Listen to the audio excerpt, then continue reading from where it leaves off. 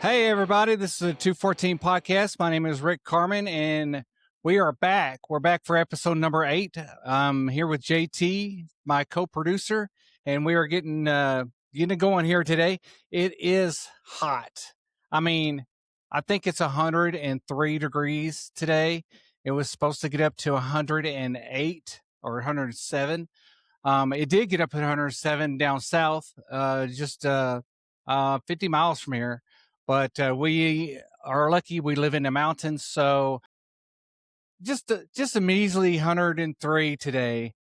Just kind of there is a breeze, but it's more of a hot breeze, I would say. So we've been dealing with the heat wave going on. I've been trying to get some mowing done. As JT says, I say Samoan, but it's some mowing or a little bit of mowing that I'm trying to get done. But I'm trying not to scalp the property, the yard, so we don't, get dead grass and everything. And it's also hot, even though like I have a new pressure washer. I'm so excited to say I got a new pressure washer. I've been begging for a new pressure washer. My old one couldn't get fixed. And then we ordered one, and then it was broken when it came to Home Depot. And then we had to take it back, and then we ordered another one, and it came. So we got it, but it's still too hot to do that. So I'm going to try to do that tomorrow. I think we got some rain coming tomorrow, so I'm going to try to, maybe get out there in the rain and do some pressure washing.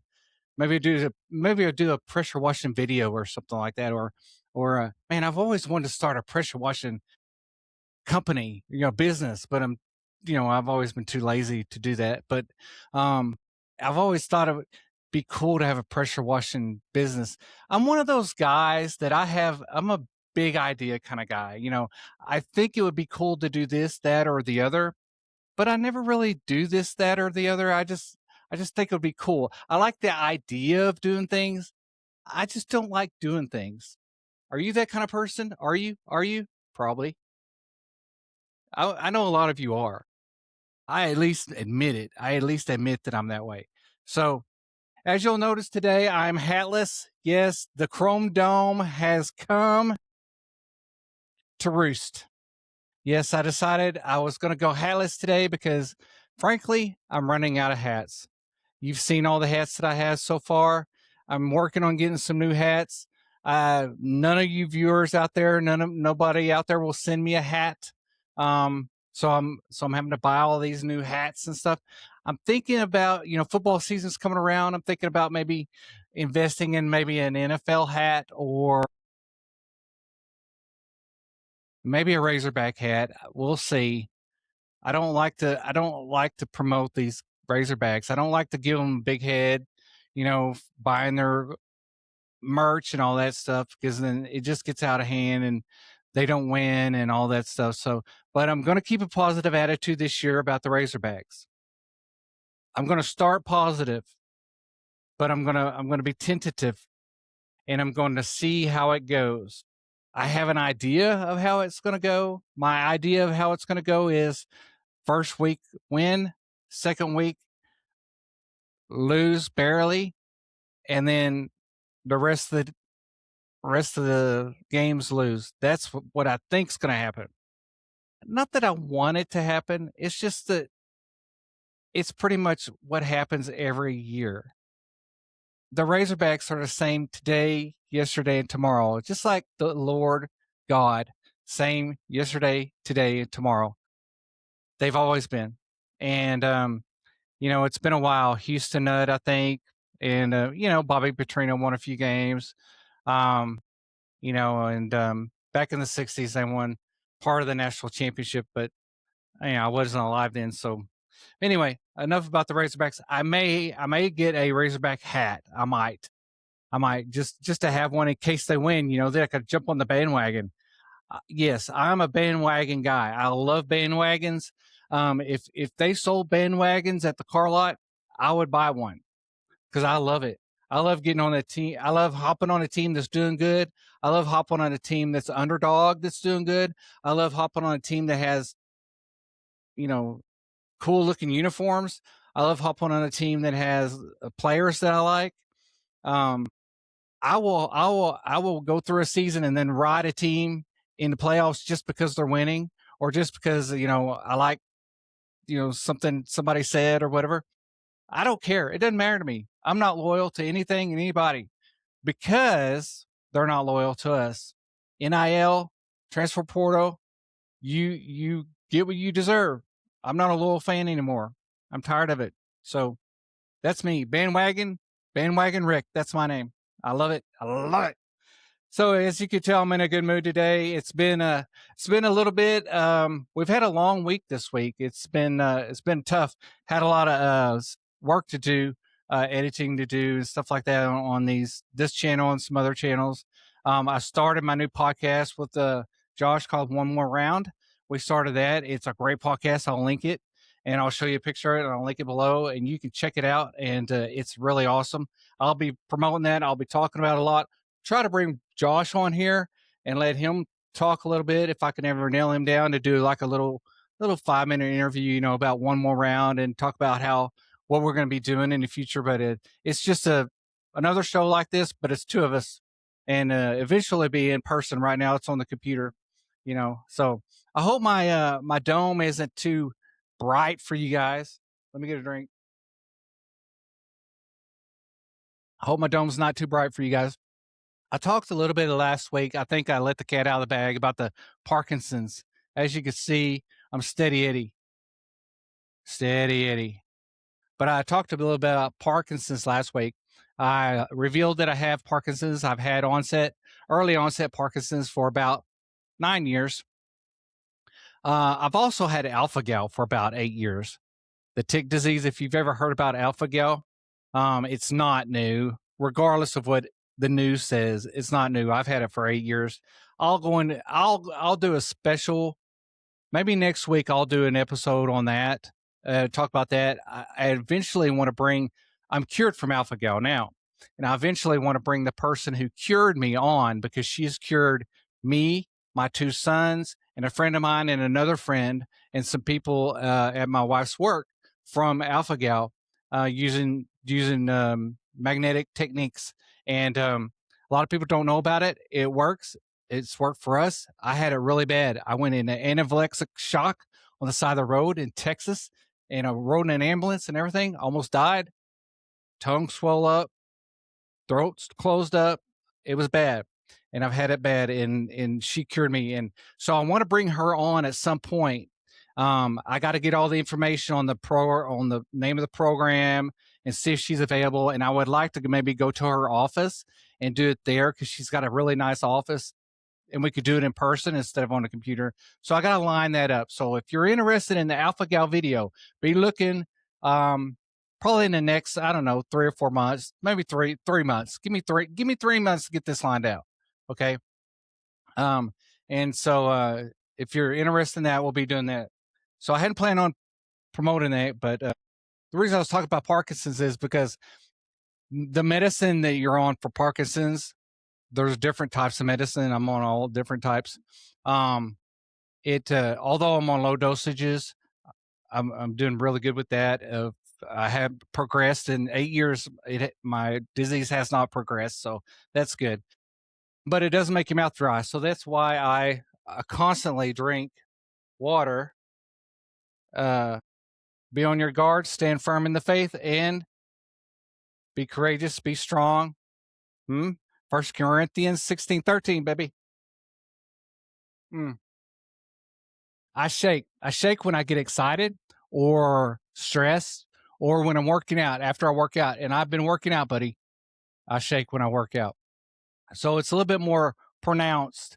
It's just like a normal person, you would shake if you got on a stage and started speaking in front of people, or if you get nervous or stressed or whatever. Same thing for Parkinson's, except it's way more out there, more than normal. So like I said, we're in episode 8. That's right. 0008. Man, I can't believe we've done 8 of these. We've actually done 10 of these, really, because I did a reaction video with Aaron Rodgers that's also posted on the website. And I did episode 0, which was the trailer to this that I just updated because I had more experience with editing and graphics and stuff. So I just updated the trailer. So go check it out. And it's a little bit better, easier to watch now. Because when I first did it, it was my very first video, or one of them, first 2 videos. I didn't know what I was doing. I still don't know what I'm doing, but hey, I'm out here doing it. So if you think, hey, that guy don't know what he's doing and he's stupid and he's silly, hey, at least I'm doing something, right? At least I'm out here trying. At least I'm out here giving it the old college try. You know what I'm saying? I mean, I got a master's degree. Yes, teachers, high school teachers, I got a master's degree. Oh, Rick C got a master's degree. Yeah, Rick C. That's my nickname, Rick C. I used to get C's all the time. But anyway, yeah. So I'm giving this a shot. I have to slow down a little bit because I'm excited. I'm pumped up today, man. I don't know what it is. Must have had some coffee or something. I don't know. Some kind of juice.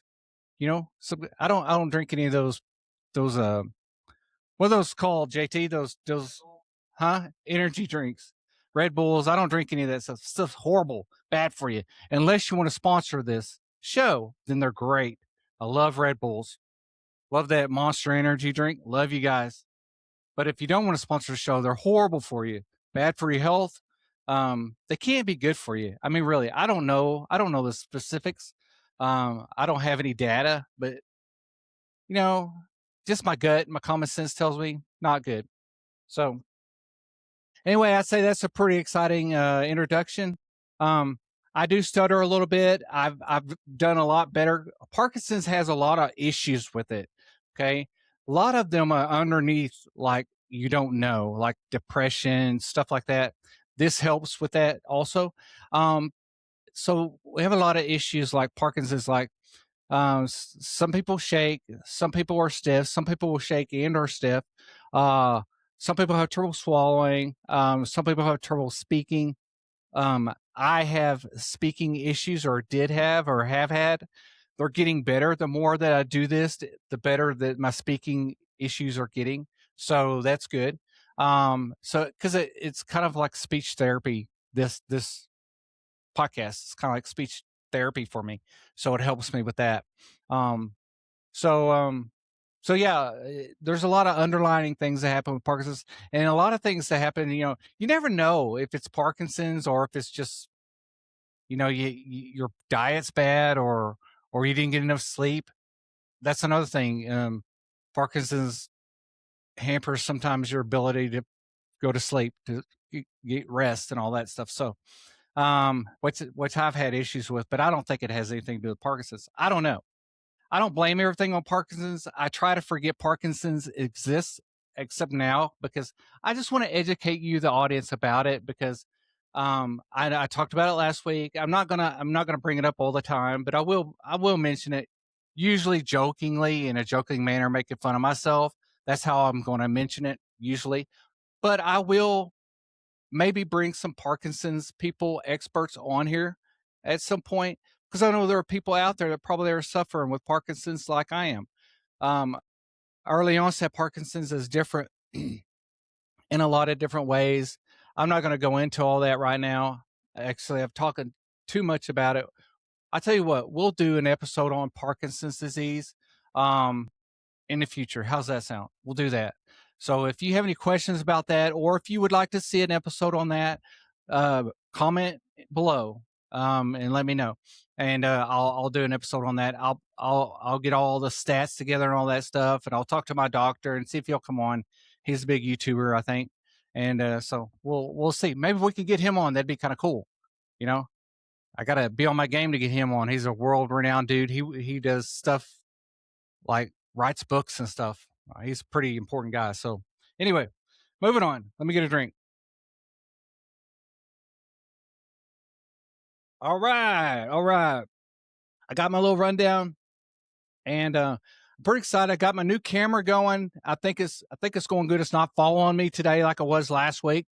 It's freaking me out, following me around. I haven't done anything to it. I think last week I just kind of hit like I did a hand movement that made it follow me, and I don't know what I did. So I'm trying not to move my hands too much. And So it's got a pretty. I think it's a pretty good shot. I think it's a pretty good angle. My head is just glowing. I wear hats for a reason, but I decided, hey, you need to see, all of this beauty, all of this beauty. You need to see it. You know what I'm saying? Bald is beautiful. That's what I'm talking about. My friend Josh, he's bald. Yeah, he is. You'll see. He doesn't wear hats very often. I don't know why, but I wear them all the time.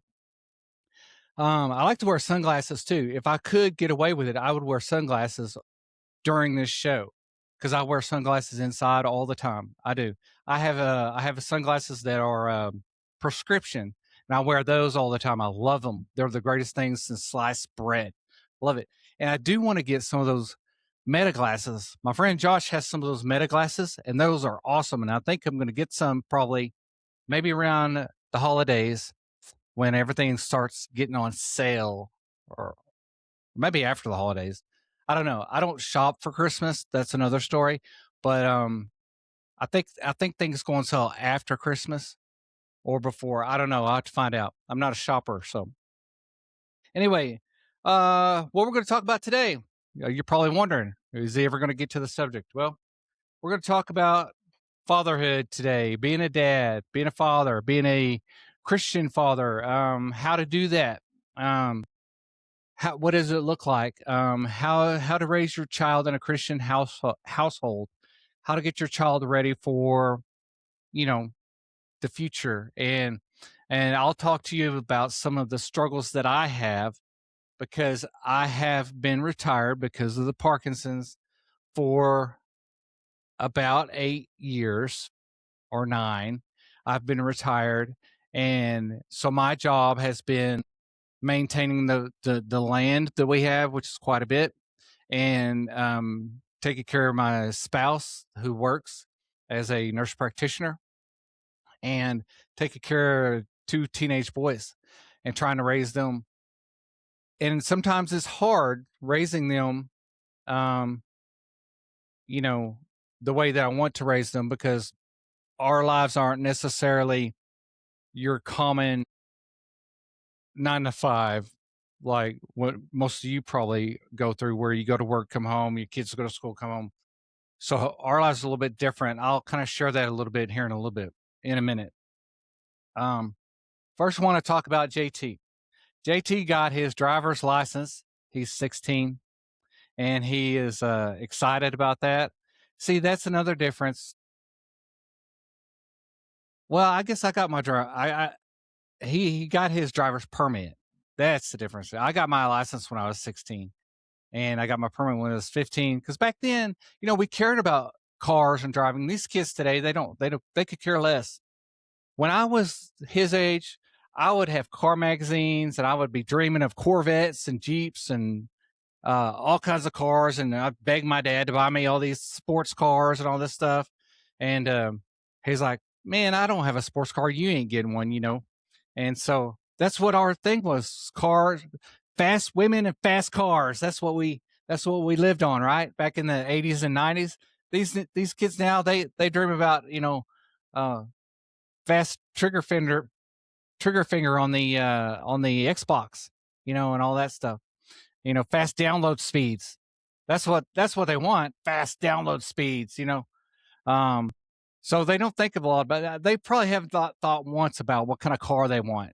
Because when we were kids, man, that's how you got chicks, right? You got a cool car, you drove around, you cruised, you cruise the straight in town, you drive around in circles on Friday nights, the cruise, and some people drank beer. I never did, but some people did, and then you get in trouble. People got in trouble, got pulled over, arrested, and all that stuff. That's what we did, man. That's all we had to do because we didn't have any video games. We didn't have any cell phones. I had to call my parents from payphones. JT's sneaking out because he knows the truth. That's why he's sneaking out. Probably going to do some kind of downloading some kind of video game or something. But so anyway, that's what he's driving now. So that was exciting. It's different. It's hard because I'm not used to not driving. it's really boring when you're sitting in the passenger seat, you know. And I thought, man, I had one other kid. He's my oldest. He's in where's he at? Korea. He's in the military. I won't say which branch. I don't know. I probably have already said it at some point, but I taught him how to drive, and he was pretty easy to teach. He was pretty mature for his age. He was driving at 15. Um, it was crazy. We had him driving. They got one of those hardship things just so he could drive to school and back. So he was easy to teach how to drive. I don't know why. He just knew what he was doing. He's really mature for his age. But now this is my second one. I'm teaching how to drive. So we got a little competition going. We got PC and JT. PC is 15. JT is 16. The wife is going to teach PC how to drive because they're kind of on the same wavelength. And me and JT, I'm teaching JT how to drive because we're on the same wavelength. And we're going to have a competition. We're going to see who's the best driver teacher, and then we're going to see who's the best driver. And we're going to have, I think we need to put a little skin on it. I think we need to put a little a little wager, if you will, to see who's the best. And we all know who's the best going to be. It's going to be me and JT. Ain't that right, JT? Yeah. Yeah, he says. That's right. That means you better get on the stick, buddy. Got to get on that interstate. Ha ha. The Autobahn. Yeah. I got him up to 60 miles an hour the other day. Or was it 65? 65 miles an hour the other day. Yeah, buddy. And then I said, swerve a little bit. Let's see how it feels. Let's see how it feels. Swerve. Give me a good swerve at 60 miles an hour. Let's see how that sucker handles. And he gave me a little swerve. I was like, treat it like you're dodging a squirrel, which we dodge squirrels all the time. And road runners, turkeys, armadillos, deer, big bulls with like steers, like those Texas Longhorns, goats, chickens, sheep, beavers, you name it, we've dodged it. That's another thing about, because we live out on dirt roads out in the middle of nowhere. And so I was taking PC to school this morning because I'm still driving him to school. And I don't understand. People aren't very bright sometimes. I don't know if it's people or organizations or both, but they're just not bright. They have these big scrapers that scrape. I don't know if you live on a dirt road, you know what I'm talking about. They have these big scrapers that come out and scrape the dirt road to smooth it out, which I appreciate.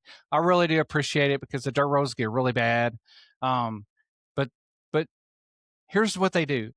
Tell me if this is stupid, or maybe I'm stupid. Here's what they do.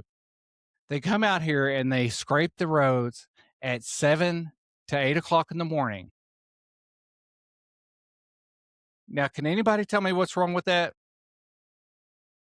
Yeah. JT, can you tell me what's wrong with that? Yeah. So 8 o'clock in the morning, they're scraping the road. And so they decide, hey, I think it'd be a good idea when what's the highest traffic drive time we can find? 8 o'clock. Let's do it at 7:30. Let's do it then. That way, when we're on a single lane dirt road, we're blocking all the traffic and all these people are trying to get around us and all that stuff. So that's when they do it. And it's not like, look, I understand. I'm like, yeah, I know some of you are probably like, well, they probably have other things to do throughout the day. This is just their first stop. No, it's not. Because they park this thing. It's parked. They leave it out here. So it's parked in like, we live in Northwest Arkansas, the land of Tyson food and the land of Walmart, right? So we have a lot of Tyson food chicken places around here. Well, they park it in one of those parking lots, and then they leave it there. So they don't, it's not like they have anywhere else to go. They could come, even if they come at 9 o'clock, everybody's done gone and come back from taking kids to school or whatever. They could wait an hour, 1 hour, but they don't. They don't do it. So I don't know.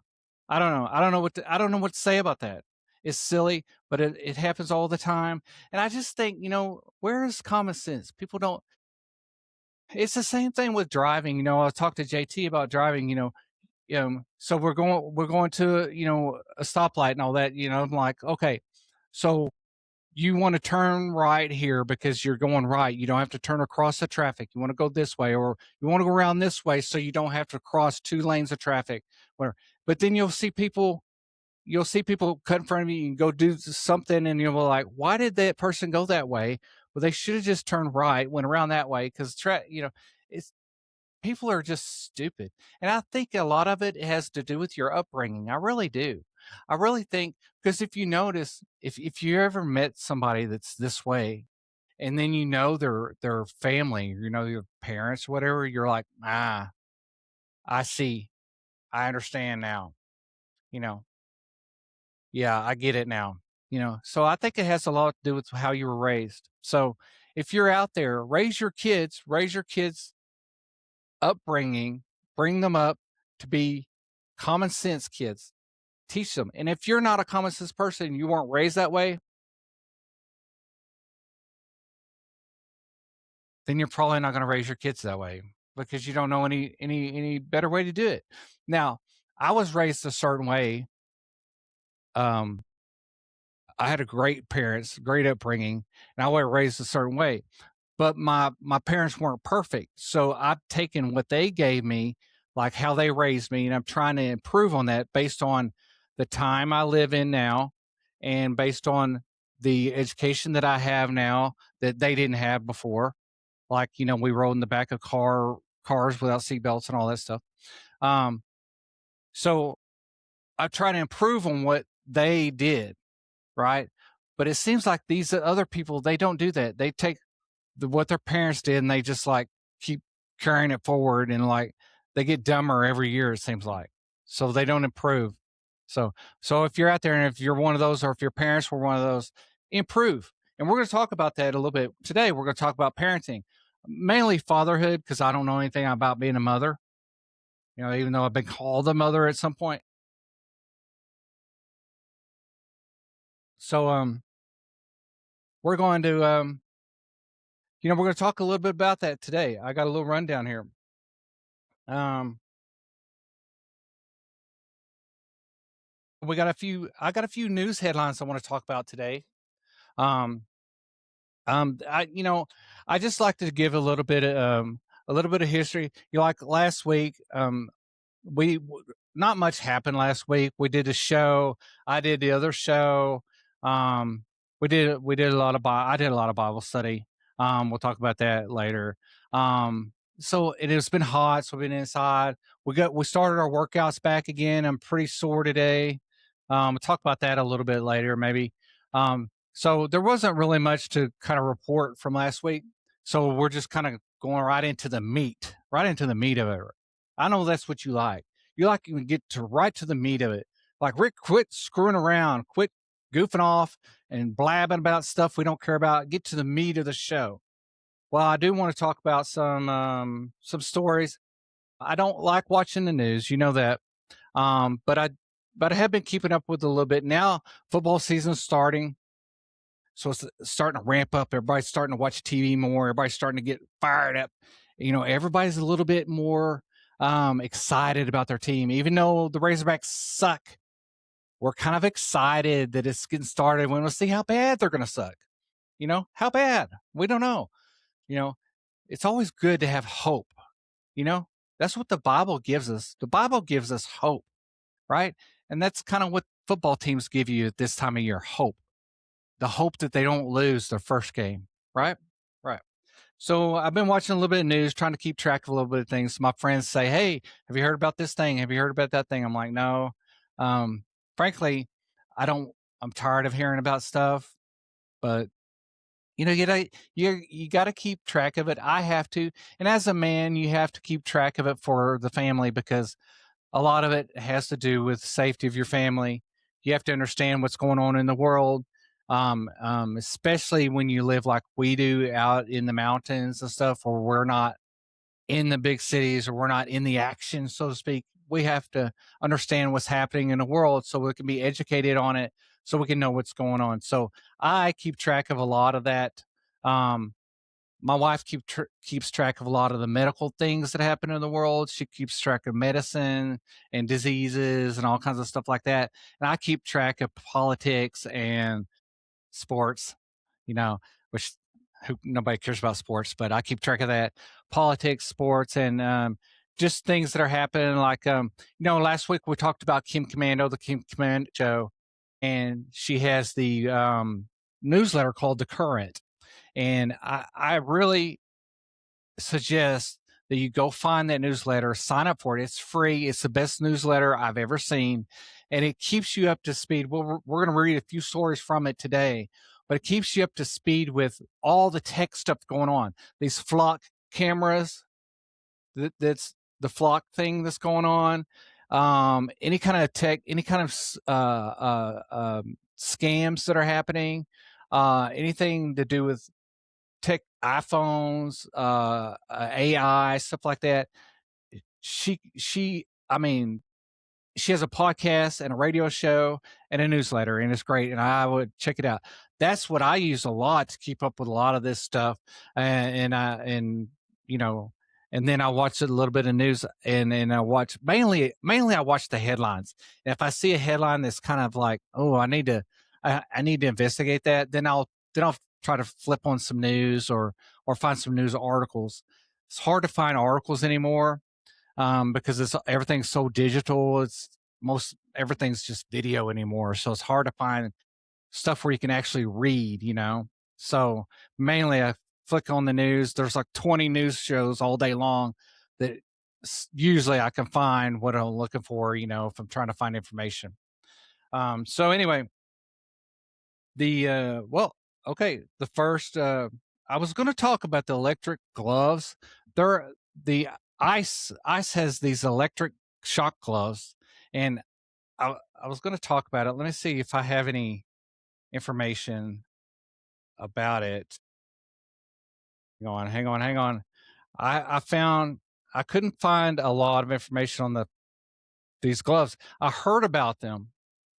If you heard that, that's my buddy Josh dinging in. I don't know what he's. So these flock. Here it is. Here it is. I'm sorry. Here we go. Not the flock. I can't find it. The electric gloves. Okay. So ICE has got these electric gloves, and they're using them to like shock people and stuff. That's about all I know. JT, do you have any information on the electric gloves? They're $20 million. That's all I know. $20 million, and I know that the liberals are really raising Cain about it, of course, because it wasn't their idea, so they're mad about it, right? And you know, you know, it doesn't matter. The Republicans could say we want to save all the puppies, and the liberals will say, how dare you? So it doesn't really matter what happens with that. So anyway, I thought it was kind of funny. They don't want them to use excessive force, and they won't even wear masks and all that stuff.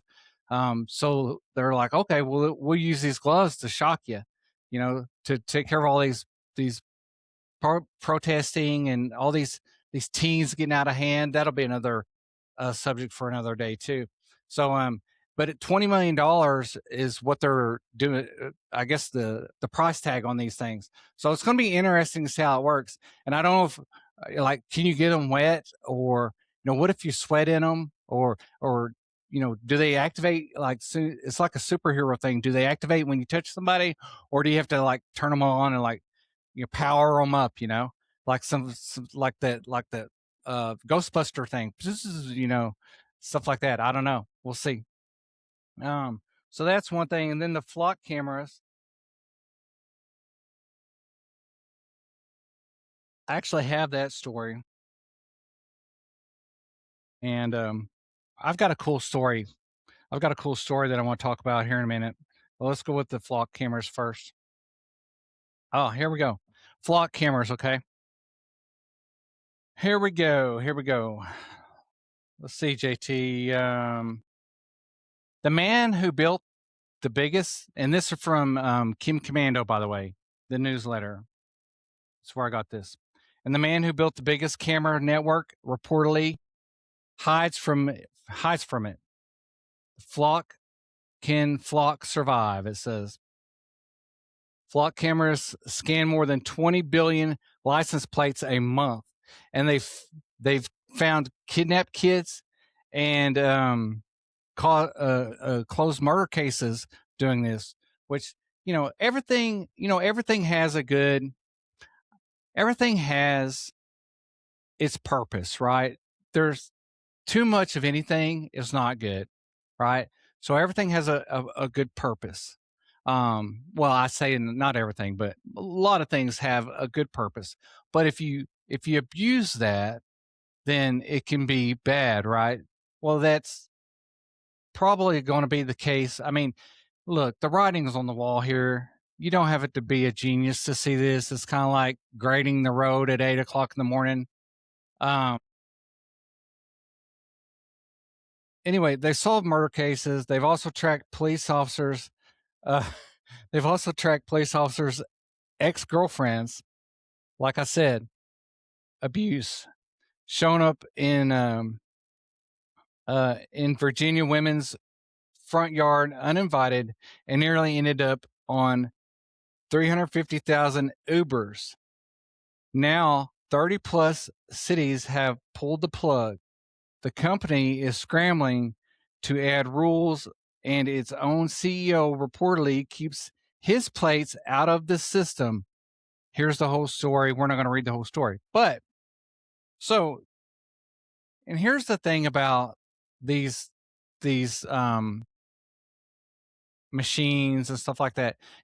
Steve Jobs reportedly wouldn't let his kids use an iPad.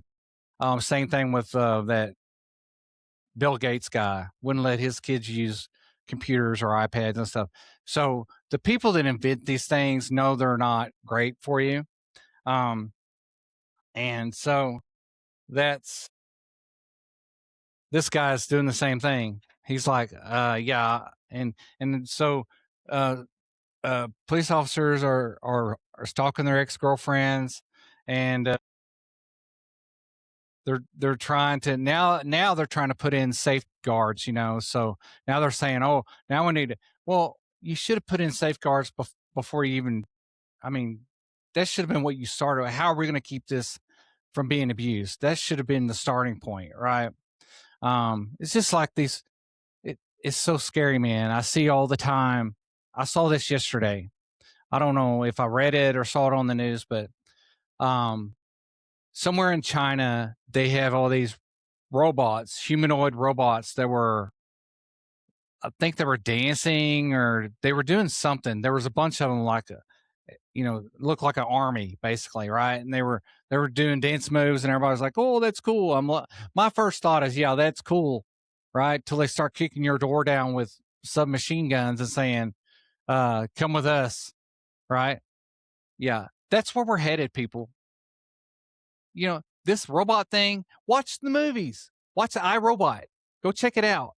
That's another movie that I need to get JT to watch is I, Robot. Watch the movies. Movies don't come out of nowhere. These people don't just conjure this stuff up through their imagination. Okay? Think about it. Things in movies are actually happening. Most of the time, there's a little slither, if not a lot of slither, of truth in these movies and in a lot of things. It's too small. I can't read it. Anyway, so the flock camera guy is taking a lot of heat. But, and I know a lot of cities have canceled it already. I know our little town doesn't have any flock cameras that I'm aware of. But they do have those. They're trying to put one of those data centers. Those data centers, that's another thing. We won't talk about it today, but Aaron Brockvik is doing on those data centers, and they're starting to shut those down. They shut them down in Texas. Greg Abbott shut those down in Texas, and we had to shut some down here where I live. But they're putting a big $350 billion data center like 200 miles from where I live now. So, let's see what we got. We just want to get you a little news. All right, let me get to the cool story. This is a cool story I'll get to. You probably already know about the flock cameras, but I bet you don't know this. Okay. I'm sure you know about flock cameras.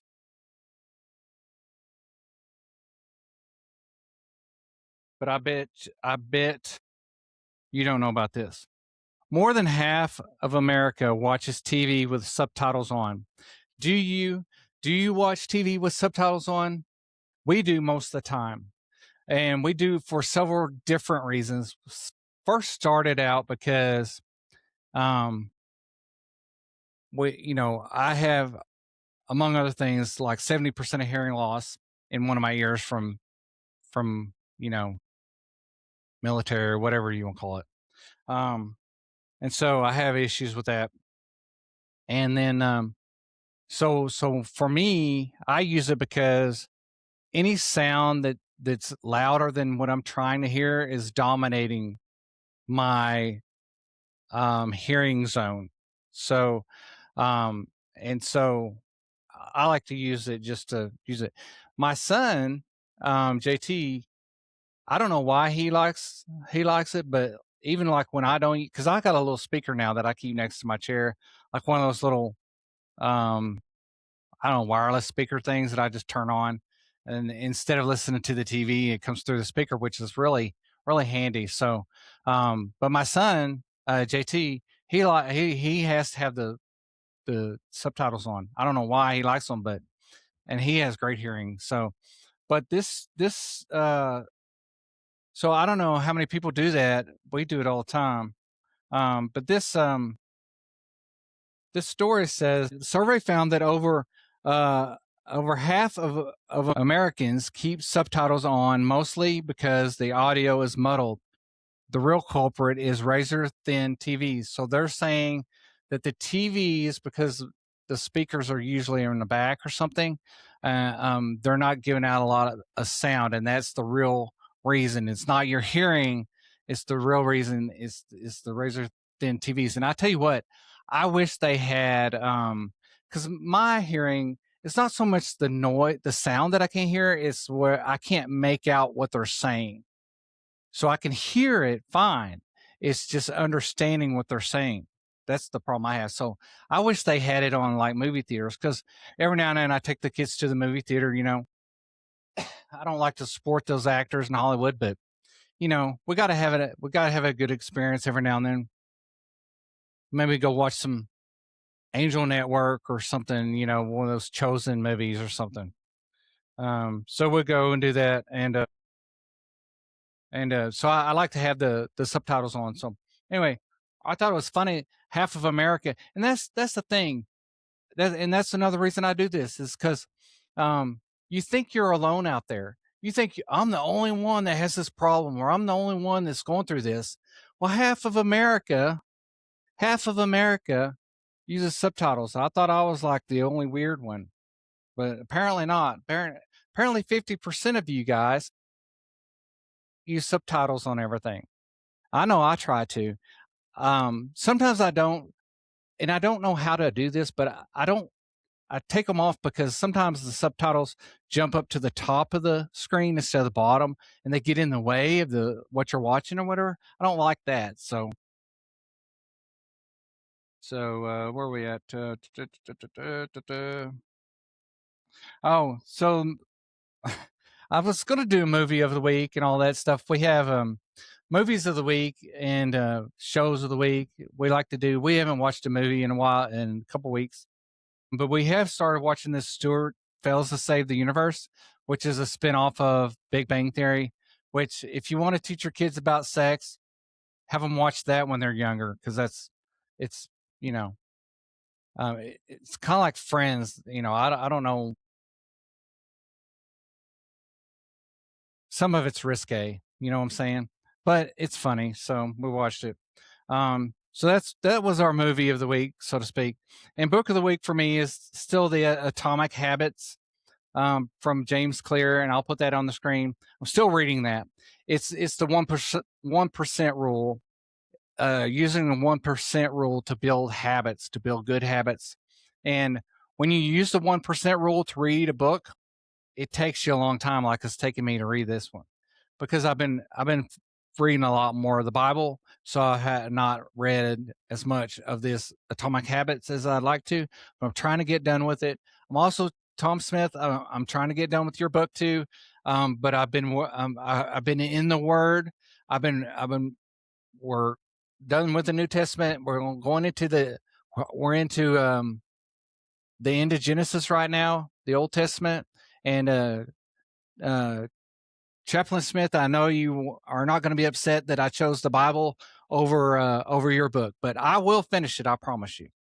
So anyway, I'm reading Tom Smith's life story, who's a great Christian friend of mine, who's a pastor and a chaplain that I knew in the military.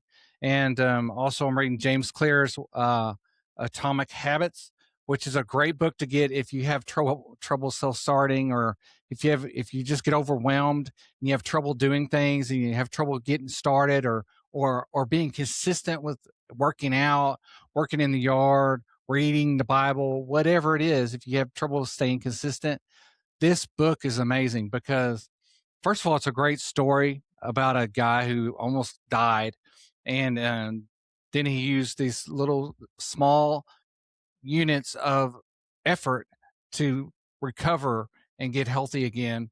And it's basically about, you take 1% of your time, your day, your effort on whatever you're doing, and you do that every day, or every time you do whatever, and you build a habit. You build that habit of going to the gym and everything. That's what it talks about. So I'm still reading that. When I get done reading it, I'll give you a full report on it. So that's my book of the week that I'm doing. And this is funny. One more thing, then we'll get into the meat, okay? We had guests the other night. My wife, our neighbor is an older lady that JT is helped out throughout the years.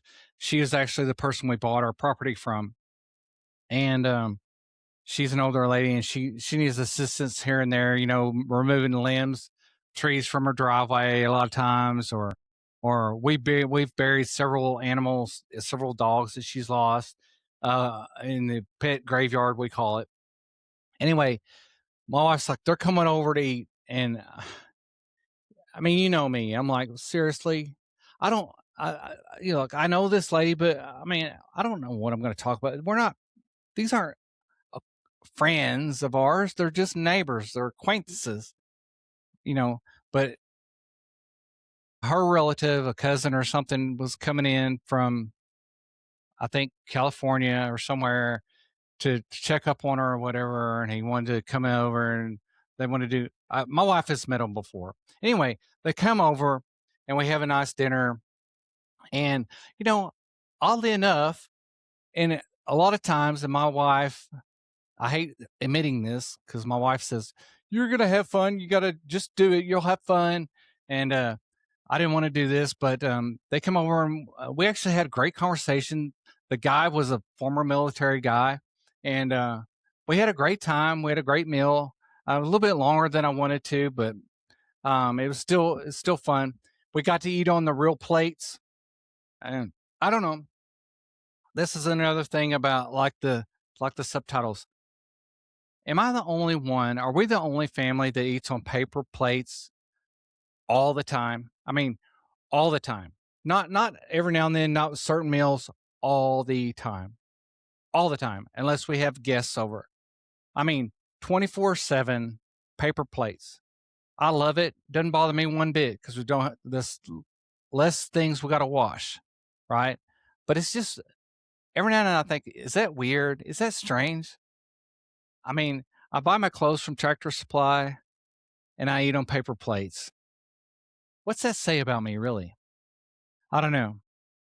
But we got to use real plates the other day, so that was kind of cool. We had to wash them. That took a while, but thankfully, when you have two teenagers, it's like a human dishwasher, isn't it? Although they don't do a great job sometimes washing the dishes. That's when you make them do it again. Let's see. Okay. That was all the rundown. That was the rundown for like what's been going on in my life and everything. So let's get into the meat. What I want to talk about today is being a father and the hard part about being a father. And I'm going to be looking down a little bit because I got notes. Okay, you're going to see the top of my head. You normally see a cool logo, like on a hat or something. At some point, I want to get a hat that says 214 on it. That'd be cool, wouldn't it? Wouldn't that be kind of neat? Have a 214 hat or something, you know? And I want to get something, Joby Martin is a great preacher in Jacksonville, Florida, who I like to watch. And he has a podcast and he has these cool Christian hats that he wears all the time, but I can't find them. I can't figure out where he gets them. So if anybody out there, if you know where Joby Martin gets his hats, man, I want to cash in on some of that stuff. But anyway, or if you know anywhere I can get some cool Christian hats, I'd like to have some kind of. But I think I can make a hat that says 214 on it. And if I did that and it was a cool hat, I'd wear it. Probably every episode. Unless somebody unless one of you guys send me a hat to wear, that a sponsor, pay, Bass Pro, if you're out there, which I know you are, Bass Pro. I used to have a Bass Pro hat, wore it so much that it wore out, and I just never bought another one. Okay, so we're going to talk about a little bit about being a father, being a Christian father, raising children. It's different for me than it probably is for you. Let's talk a little bit about praying with your kids, because I have that on my rundown, and we're just going to go down. There's a few questions we can ask ourselves. Um, um, research found that religious practicing during childhood is strongly associated with religious practice in adulthood.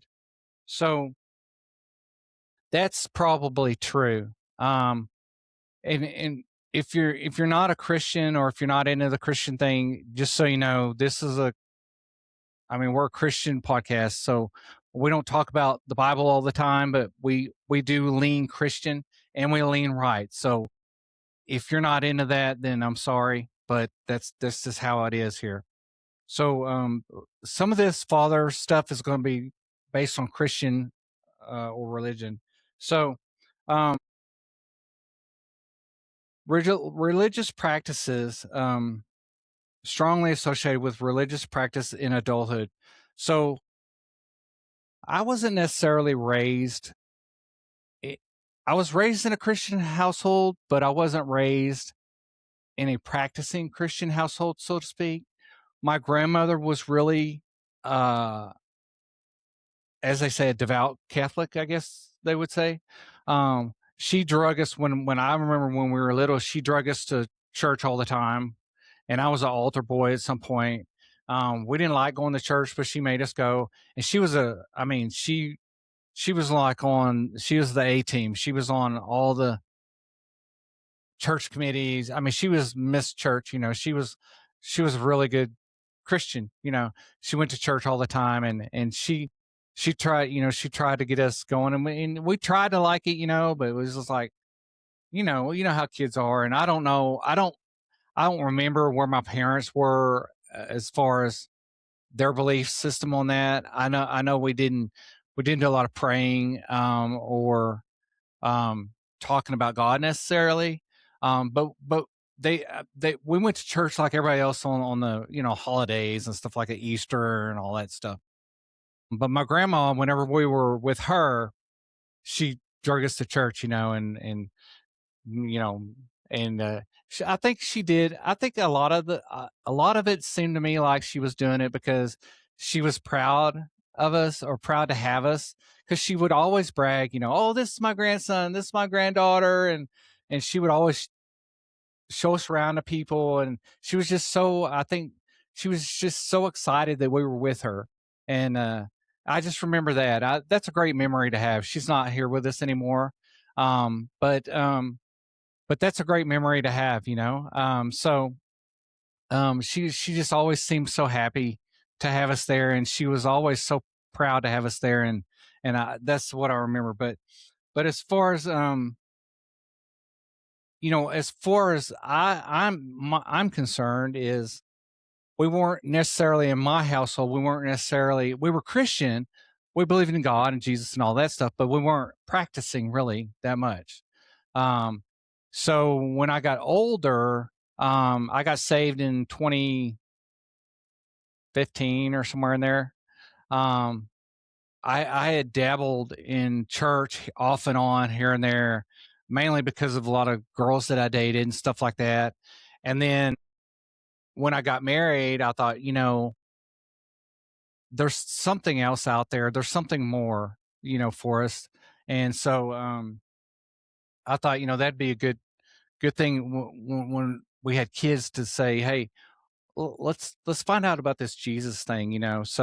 Um, so anyway, we went and we became non-denominational because we couldn't. My wife couldn't get into the Catholic Church, so we decided, well, we'll just leave the church and we'll go to non-denominational church, and that's kind of how I left the Catholic Church. So anyway, so we try to raise our kids the best we can. We talk about God and Jesus all the time and all that stuff, and we don't pray as much as we should, and we don't read the Bible as much as we should. Now we do. Back then we didn't. Back then we did at first, and then we didn't, and then we did at first, and then the kids were little, so they would go to these Bible classes and stuff and all that stuff, so they knew Bible verses and stuff like that.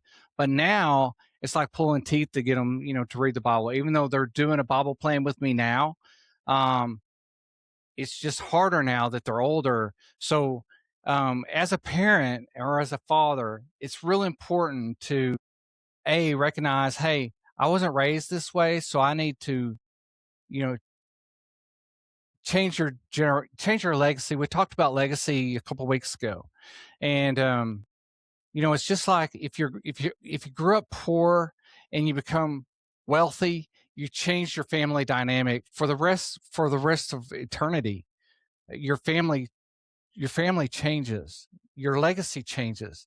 You get wealth, and your family becomes from poor to rich, and that carries on throughout the generations. Or say you're not your parents weren't educated, or your grandparents weren't educated and you're educated, or your grandparents weren't educated and your parents are educated, and then you get educated, and like you're the first one to have a degree and all that stuff. Then you change your family for moving forward.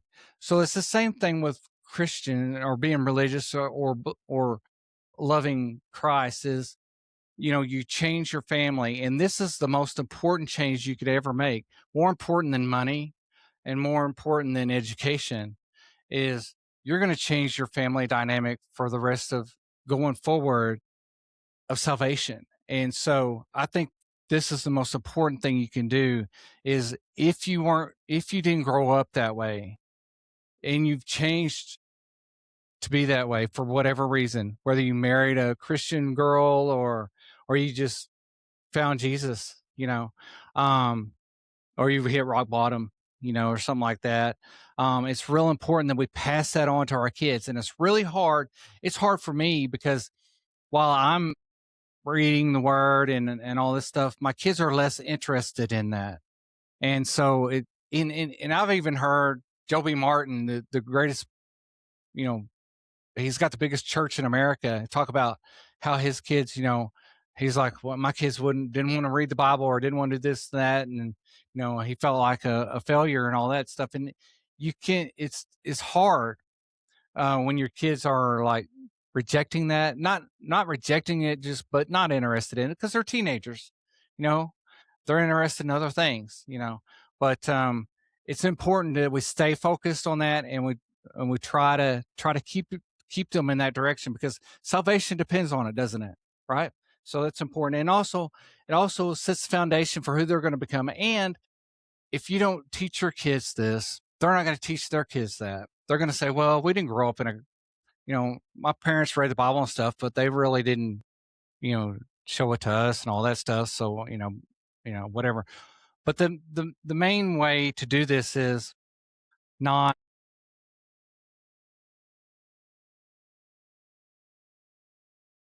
not not necessarily making them do stuff, but as they say, lead by example. You have to live your life in a way that your kids want to follow that. And I have this somewhere in my notes. I don't know where it's at, but I'm just going to tell you, your kids are going to end up like you. They're going to be what you are. They're going to imitate what you do. I wanted to be my dad. My dad probably wanted to be his dad. I don't know. Um, it's just natural to want to be your parents. My kid wants to go in the military. I was in the military. My father was in the military. I wanted to join the military, whether it's to make them proud of us or whether it's because we want to do it because it's what we do. You know, a lot of lawyers' kids become lawyers. A lot of football kids become, athletes' kids become athletes. You know, and it's just what we do. So if you're living the life of a Christian man and you're doing what you're supposed to be doing, you're living that life, you're living the example that your kids are going to follow. If your kids see you raise your voice at your wife all the time or beat the dog or curse all the time or whatever, that's who they are going to be. So, now there are exceptions. Okay. There are exceptions. So I'm not saying everybody's that way. There are a lot of kids that their parents are Christian people and really good Christians and all that stuff, and the kids rebel. It happens. I mean, Lucifer rebelled from heaven, right? So it happens. So it's not everybody, but in general, you're a product of your environment. That's what I'm trying to say. Whether it's, you know, whether it's a sinful environment or whether it's a Christian environment, you're probably going to be a product of that 9 times out of 10. So, as a father, if you want your kids to be more Christian or more, do the right things, or even not even going the Christian route. Say you want your kids to have good work ethic, or to be smart, or not to be smart, but to have a good work ethic, or to be polite, or kind, or generous. You have to be that way yourself, right? The old saying is, "I wouldn't ask you to do anything that I wouldn't do." That's where it kind of falls. So I'm getting a little ahead of myself with that. Um, Reading scripture together, that's hard. We try to do that. Um, I've got them on a Bible app right now, the Bible recap we've talked about several times. I've got them reading that, and I check them to make sure they've read it. I'm just trying to get them through the Bible right now, get them foundation laid, and they know verses here and there. They know Bible concepts we've studied throughout the years when they were younger, but like right now they're teenagers. They have a lot more on their mind, so just trying to get them through the Bible and just keep them engaged with that. So that's what we're doing. And we try to, when we're not at church, I try to have them watch some kind of sermon on TV, on YouTube, like once a week or something with me. Just something to keep them engaged, keep their mind sharp and thinking, look, Satan's out there. And if you think he's not, you're crazy. If you think there's not a battle going on in the spiritual world, you're nuts. We are living in Satan's world. This is not God's world, not yet. The Bible says that. And so right now, that's why all these bad things happen. It's because the world is not built for the Christian man yet. It will be. It will be soon. But we're constantly fighting an uphill battle right now because there are just rules that are in place, and right now Satan's calling the shots. And so we have to protect against that. It's a war. It's a flat out war. And if you don't believe that, and if you don't act like that, then you're going to lose the war. So you have to start thinking about it in those terms. We're at war with the evil forces in this world. And you got to, if you don't think of it in those terms, Satan is after to kill, steal, and destroy. That's his one job. That's what he wants to do. And he's going to do that. He wants to break up marriages. He wants to break up relationships. He wants to drive you away from God. Anything he can do. And Satan is not just one guy. It's spirits, all but that we can't even see. Okay. And I'm not going to go too far into that. If you know the Bible, you know what I'm saying. If you don't, go read the Bible. Okay.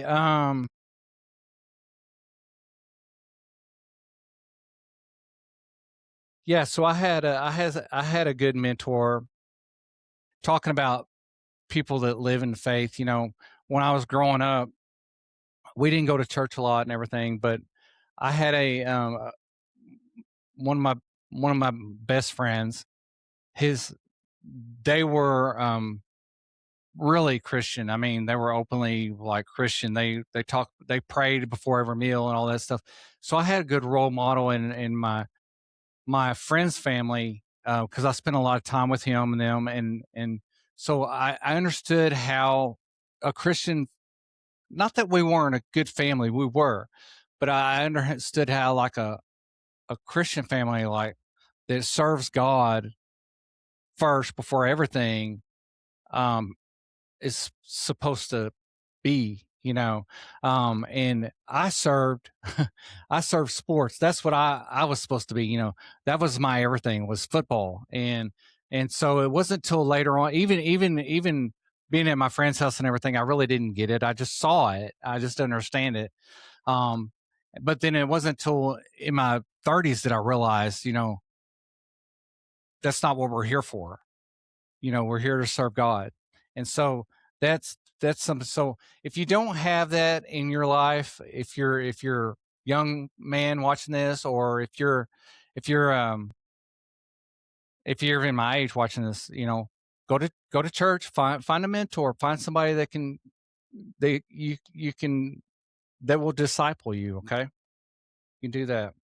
um yeah, this is a big one. So I worry about my kids for when they leave the house. So my issue is I don't go to work every day like you guys do, or most of you guys probably do, unless you're retired. And if you're thinking about early retirement, think about this. So I have to we're talking about what your kids see is who they become. And so I have to be real careful about what my kids see.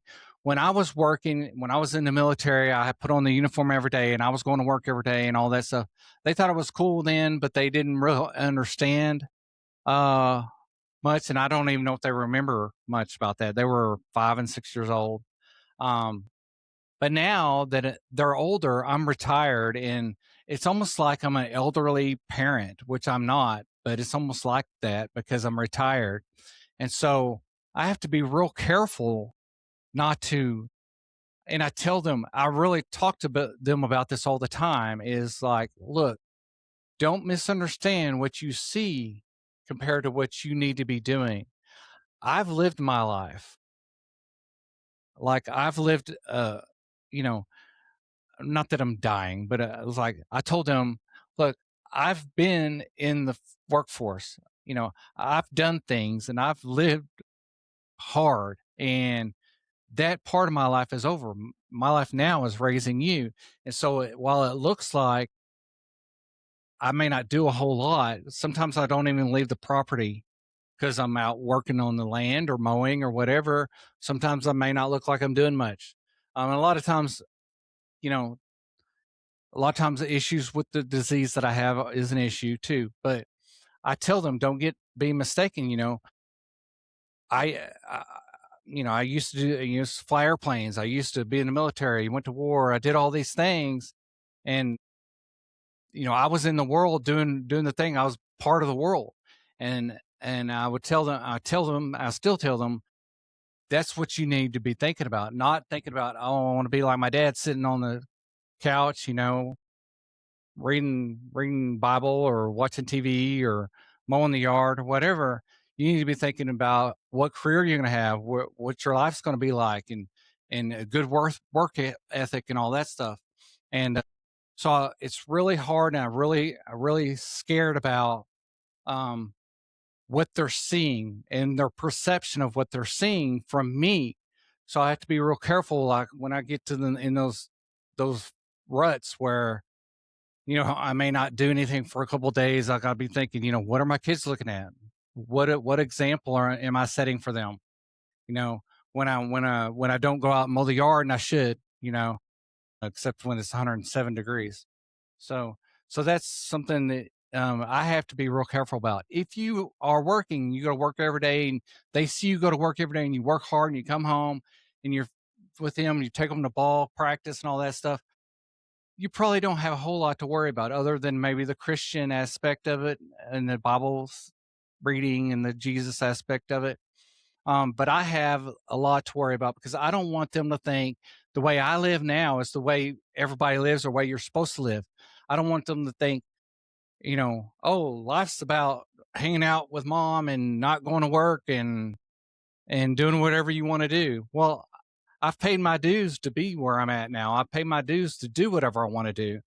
We make, enough money to where I can do what I want to do. I can do this. And so I have to be real careful with that. And that worries me. And I worry about what I'm putting out into the world. Are they going to be ready to go into the world? So that's part of being a father that I wish more people would worry about. And you can see on the news, a lot of people don't worry about that. A lot of people aren't worried about what their kids are doing or the teenagers are doing. You can see that every day with all these teen things where they're taking over the big cities and all that stuff. You can see it all the time.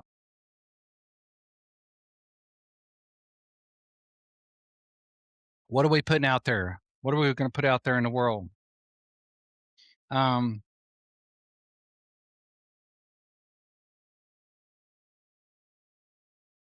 what men over 50 can do right now to influence their next generation? Well,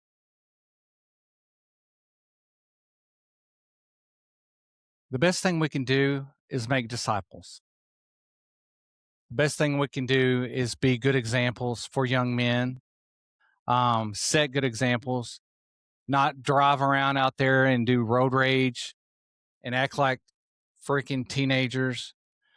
Not go to college football games when you're 43 and take your shirt off and get drunk and start fights. Not go to WNBA games and attack young girls that are wearing t-shirts and call them names and all that stuff. Act like adults, act like men, act like the men you're supposed to be, the men that God wants you to be. Set the good example, turn the other cheek. It's not that hard, you know.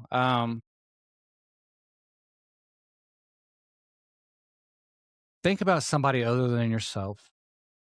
When you become a parent, it's the greatest thing in the world. You don't know love until that happens. If you're not a parent, you don't know love. I'm sorry, but you just don't. And that's probably why God allows the human race to exist. It's because of the love you feel for a child. Think about that. because he doesn't have to. We don't have to be here. He didn't have to send Jesus to die for our sins. He could have just wiped it all out and been done with it. But he loves to love people. And it's the same way when you have a kid. It just is. It's that unconditional love you can't explain until you have a child.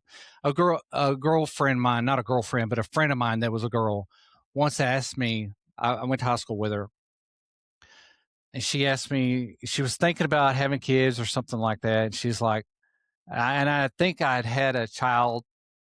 I'm pretty sure I had a kid, one anyway. And she's like, really think about not having a child with her husband or boyfriend or whatever it was. And I told her, I said, hey, I don't know what you think, but you don't know love until you've had a child. And she was blown away. She's like, really? And I was like, yep. So anyway, that's that. Uh, make disciples, act like men, you know, 1 Corinthians 16:13, you know, be strong in the faith, act like men, you know, um, that's, that's what you got to do. And you got to understand heaven and heaven and hell are real. If you don't understand hell is real, then you're not going to have anything to hold you back, right? So keep that in mind. Um, let's see here. Yeah, so one thing I like to I'm trying to be a better father by staying fit, showing my kids how to stay fit, trying to eat right, not trying to eat crap like I do. I'm just trying to be a better person. I'm trying to show my boys the person they need to try to be. They know I'm not perfect. Nobody is. But you know, that's what I'm trying to do. So the American father isn't dead. That's true. That is true. But it depends on where you're at. It depends on what culture you're in. Depends on a lot of things, doesn't it? But I'll tell you one thing. Dads need to step up. Dads are not. Men need to step up. This culture, this new thing about they're trying to X Men out and not X Men, but cancel us. I don't know what that's all about. I really don't. But we need to step up and be men. We need to step up for our families we need to step up for the women who are being told that they don't have a right to their own sport or locker room or whatever it is. We need to be men and step up. We need to be men and raise our kids in a way that we show them how to live, how to be a man. And and it's hard. It's hard because we have our own problems, right? But we have to try to do the best we can do to present a good example for these kids to follow. Because if they don't follow you, they're going to follow somebody. Everybody uses somebody as an example. And if it's not you, who's it going to be? That's the question. Is it going to be AI? Is it going to be some guy on the internet? Is it going to be Facebook? Is it going to be Instagram? What's it going to be? You know, so I know a lot of you don't need this talk, but this is what a subject was about today. And, you know, some people might need this. Who knows? Some of you aren't parents yet. And this is a little advice from a parent. I'm not perfect. I don't do a lot of things that I need to do, but I'm trying. We all have our own problems, you know. I'm trying to get better. I'm trying to get more fit, more in shape. I'm trying to get more consistent using the 1% rule. I fighting depression. You can't let depression beat you. You know, you can't let it beat you. So anyway, that's all we had today. I know it was kind of a choppy show today. I had some distractions here in the studio, Pro Talk Media Studio. If if you don't know, we're part of the Pro Talk Media Podcast Network, which is a company that I started. Go to protalkmedia.com. You can find all my podcasts there.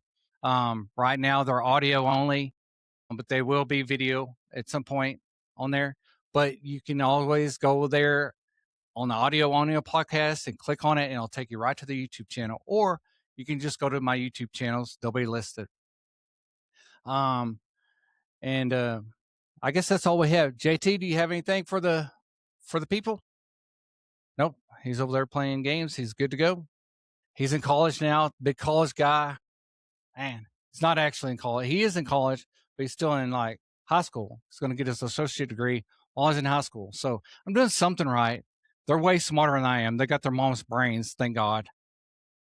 They got their mom's brains. But you know, my smoldering good looks. You know what I'm saying? So anyway, so that's all we have today. I hope the bald head didn't distract you too much. I hope we didn't have too many. I know I paused a lot when I was looking for some stories. Maybe I'll try to cut some of that out. I hope it wasn't too distracting. Anyway, that's a wrap. That was episode number 8. I'm Rick Carman. You've been watching the 214 podcast. And until next time, like we always say, get up, get out, and get better.